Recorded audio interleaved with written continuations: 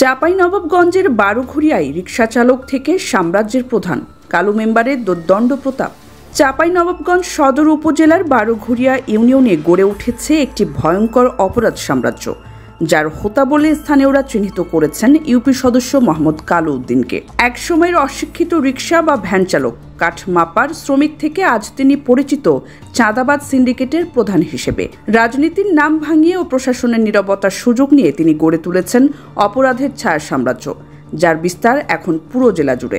স্থানীয়দের ভাষ্যমতে বারোঘড়িয়া ইউনিয়নে মাদক ব্যবসা, চাঁদাবাজি, ভয়ভীতি দেখানো, নারী ব্ল্যাকমেইলিং, দালাল চক্র পরিচালনা, এমনকি ভুয়া মামলা দিয়ে নিরীহ মানুষকে ফাঁসানো সহ নানা অপরাধমূলক কর্মকাণ্ড চলে কালু মেম্বারের ছত্রছায়ায়। তার প্রত্যক্ষ নিয়ন্ত্রণে চলে ইয়াবা ও ফেন্সিডিলের লেনদেন, যেখানে মাদকের আড়ালে ব্যবহৃত হয় নারীকেও। অভিযোগ রয়েছে তিনি রাজনৈতিক দলের নাম ব্যবহার করে ও স্থানীয় থানার কিছু অসাধু কর্মকর্তার সহায়তায় এলাকা জুড়ে গড়ে তুলেছেন এক ত্রাসের রাজত্ব। থানা যেন হয়ে উঠেছে তার ব্যক্তিগত অফিস। তার কথার বাইরে কোনো সিদ্ধান্তই কার্যকর হয় না। চাঁদাবাজির চিত্র ভয়ঙ্কর। অবৈধ ইট ভাটা থেকে প্রতি মাসে মোটা অঙ্কের চাঁদা আদায়, বাজারের পার্কিং নিয়ন্ত্রণ, দোকানপাটে অভিযান চালিয়ে টাকা আদায় এবং চাঁদা না দিলে ককটেল বিস্ফোরণ ঘটিয়ে এলাকা জুড়ে আতঙ্ক ছড়ানো, এগুলোই তার নিয়মিত কৌশল। ব্যাগে এনে একবারে বম ফুটাচ্ছে মানে বাজারের ভিতরে কে কোন দিকে গেল এটা বলা যাচ্ছে না, মানে মেরেছে রাকিব। কিন্তু আমার এই ছেলে, আমার এটা পোতা আগাম হয়ে গেছে, দৌড়িয়ে আসছি, চেয়ারম্যানকে মেরেছে, আরও আগাম হয়েছে। কেউ তার বিরুদ্ধে মুখ খুললেই হামলার শিকার হতে হয়। যেমন বাবলু নামে এক দোকানদার, কালুর বিরুদ্ধে মুখ খুলতেই তার দোকান পুড়িয়ে দেওয়া হয় বলে অভিযোগ রয়েছে। তবে সবচেয়ে আশঙ্কাজনক বিষয়, কালুর বিরুদ্ধে বারবার অভিযোগ উঠলেও তদন্তে তার নাম থাকে না।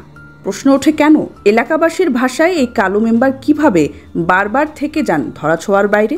অনেকে বলছেন রাজনৈতিক ছত্রছায়া এবং প্রশাসনের ব্যর্থতায় তাকে দিয়েছে অপরাধের লাইসেন্স। প্রবাস ফেরত নিরীহ লোকদের ভয় দেখিয়ে মোটা অঙ্কের অর্থ আদায়, কখনো অভিযান, কখনো ওপেন হার্ট নাম দিয়ে সাজানো নাটক, এসব এখন তার প্রতারণার নতুন ফর্মুলা। কালু মেম্বারের প্রতারণার শিকার আমি হয়েছি।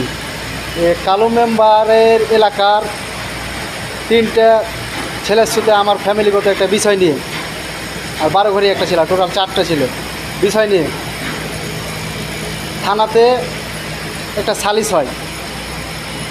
ওই সালিশে 1,77,000 টাকা জরিমানা করা হয় 4 জন ছেলেকে। জরিমানা হওয়ার পরে এই কালু মেম্বারকে টাকার দায়িত্ব দেওয়া হয় কালু মেম্বারকে, আর কাগজের দায়িত্ব দেওয়া হয় হারেজ মেম্বারকে। তো কালু মেম্বার আমাদেরকে টাকা দিয়েছে 1,30,000, 1,30,000 টাকা দিয়েছে, আর বাকি টাকা সব আত্মসাৎ করে নিয়েছে। পরবর্তীতে আমাকে 1 মাস মতন আমাকে হ্যারাসমেন্ট করেছে, প্রচুর পরিমাণে আমাকে হ্যারাসমেন্ট করেছে। হ্যারাসমেন্ট করার পরে ওর কাছে যাই আমি, ওই আমাকে বলে থানা আমার হাতে, সব আমার হাতে, এসআই আমার হাতে, তুই কী করবি করে নেগা, মামলা করবি, ঝামলা করবি, যা ইচ্ছা তাই করে নেগা। এই চক্রের অন্যতম সদস্য চাঁদাবাজ রাকিব, যিনি লিটনের ছেলে।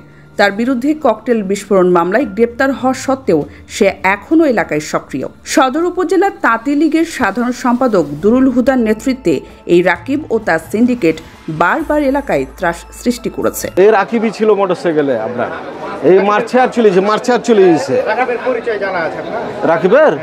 রাকিবের বাড়ি এই বারোঘড়ি। আপনার ওনারা দল আওয়ামী লীগ করতো আগে থেকে, সন্ত্রাসী, একই কথা যে সন্ত্রাসী, চাঁদাবাজি। রাকিব নিজেই ফেসবুক লাইভে এসে চাঁদাবাজির কথা স্বীকার করেছে। তাদের অপরাধ চক্রে রয়েছে সালাম চিট ওরফে ভূমিদস্যু সালাম, যার ইশারায় একসময় এক সরকারি কর্মকর্তার পা কেটে নেওয়ার মতো ভয়াবহ ঘটনা ঘটে।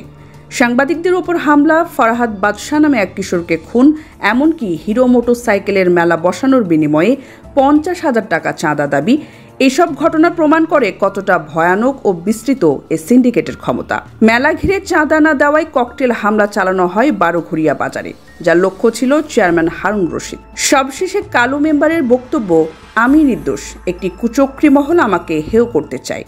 কিন্তু প্রশ্ন থেকে যায়, জনগণের চোখের সামনে ঘটে যাওয়া এসব ঘটনা কি আর অস্বীকার করা যায়? সাধারণ মানুষের ভাষায় কালু এখন আর মেম্বার নন, তিনি একক আধিপত্যের প্রতীক। এলাকাবাসীর একটাই দাবি, এই ভুয়া নেতাকে দল থেকে বহিষ্কার করে আইনের আওতায় আনা হোক।